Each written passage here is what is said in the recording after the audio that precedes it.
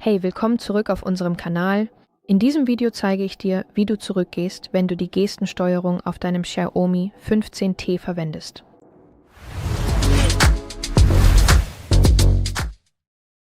Also zuerst öffne ich mal irgendeine Seite, damit ich dir zeigen kann, wie es funktioniert. Also wenn du die Gestensteuerung benutzt und zum vorherigen Bildschirm zurückkehren möchtest, musst du einfach nur vom linken Rand deines Bildschirms nach innen wischen oder du kannst das auch vom rechten Rand deines Bildschirms ausmachen. Welche Methode für dich bequemer und angenehmer ist, kannst du verwenden. Außerdem siehst du einen Pfeil, der an der Seite erscheint und die Zurück-Aktion bestätigt. Das war's schon. Danke fürs Zuschauen.